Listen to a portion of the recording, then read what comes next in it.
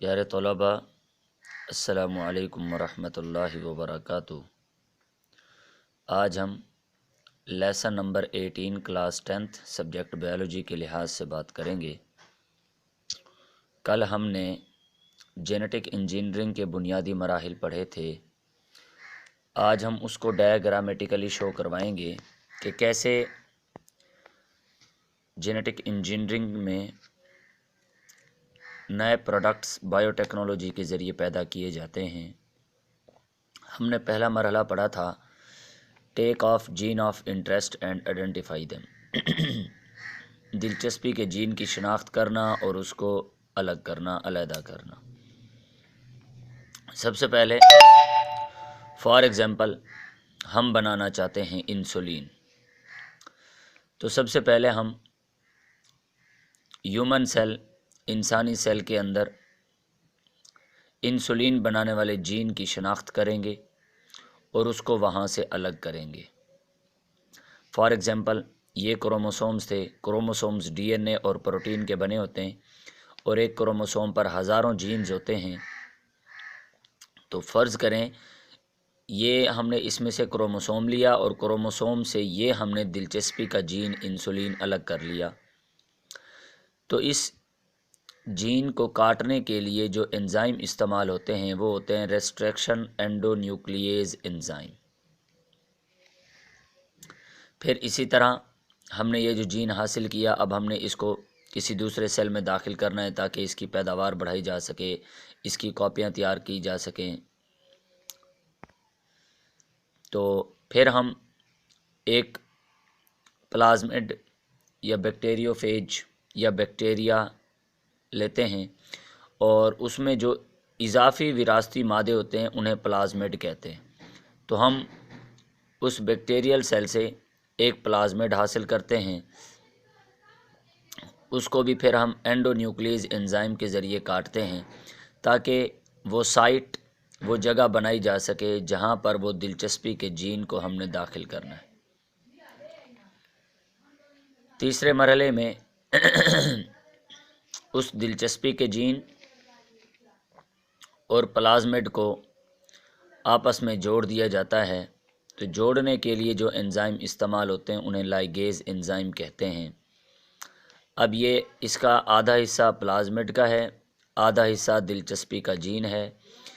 یہ دلچسپی کا جین الگ سیل سے حاصل کیا گیا، پلازمڈ الگ سیل سے حاصل کیا گیا، تو اس طرح یہ ایک ڈی این اے بن گیا اور اس ڈی این اے میں دو طرح کی خصوصیات پائی جاتی ہیں، تو اس لیے پھر اسے ریکمبیننٹ ڈی این اے کہتے ہیں۔ ایسا ڈی این اے جو وراثتی طور پر تبدیل ہو وہ ریکمبیننٹ ڈی این اے کہلاتا ہے۔ اب جب یہ دلچسپی کا جین اس پلازمڈ کے ساتھ جڑ گیا تو اب اس کو ہم دوبارہ کسی بیکٹیریل سیل یا کسی بھی ہوسٹ میں داخل کر دیں گے تاکہ وہاں پر مائٹوسس کے ذریعے جب سیل کی تقسیم ہوگی تو ساتھ میں یہ دلچسپی کے جین کی بھی تقسیم ہوگی۔ تو اسی طرح یہ جو جی ایم او ہے، جینیٹیکلی موڈیفائڈ آرگنزم، اسے جینیٹیکلی موڈیفائڈ آرگنزم اس لیے کہہ رہے ہیں کیونکہ اس میں ہم نے ریکمبیننٹ ڈی این اے کو داخل کیا، تو ریکمبیننٹ ڈی این اے کے ساتھ ایک دلچسپی کا جین بھی الگ تھا جو کہ اس کی وراثت سے تعلق نہیں رکھتا تھا، بلکہ وہ جو ہم نے ڈونر سیل سے جی این اے لیا تھا وہ اس کی خصوصیات جیسا تھا۔ تو ایسا جاندار جو وراثتی طور پر تبدیل ہو چکا ہو اسے جینیٹیکلی موڈیفائڈ آرگنزم کہتے ہیں۔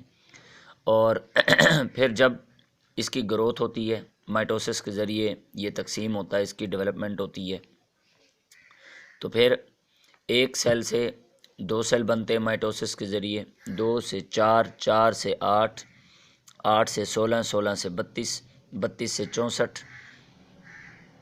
اس طرح جب سیل کی تقسیم ہوتی جاتی ہے تو ساتھ کے ساتھ یہ جو جین ہوتا ہے دلچسپی کا جین وہ بھی ساتھ کے ساتھ تقسیم ہوتا رہتا ہے، اور ایک وقت ایسا آتا ہے کہ جب بہت بڑی تعداد میں یہ کلچر بن چکا ہوتا ہے میڈیم کے اندر، تو پھر اسے یہاں سے الگ کر کے آئسولیٹ کر کے ایک الگ سے میڈیم میں داخل کر دیا جاتا ہے جہاں پر پھر ٹشو بنتے ہیں اور کیلسز بنتے ہیں، اور یہاں سے پھر وہی ریسٹرکشن اینڈونیوکلیز انزائم استعمال کرتے ہوئے اس دلچسپی کے جین کو اس جین کو یہ یہاں سے کاٹ لیا جاتا ہے، اس کو یہاں سے کاٹ لیا جاتا ہے، اس کو یہاں سے کاٹا جاتا ہے، اس کو یہاں سے کاٹا جاتا ہے، اس کو ادھر سے.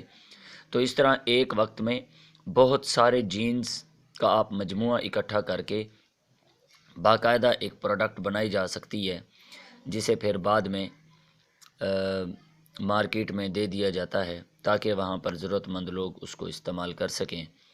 تو یہ تھا جینیٹک انجینئرنگ کے بنیادی مراحل جو کہ ڈائیگرامیٹیکلی ظاہر کرائے گئے.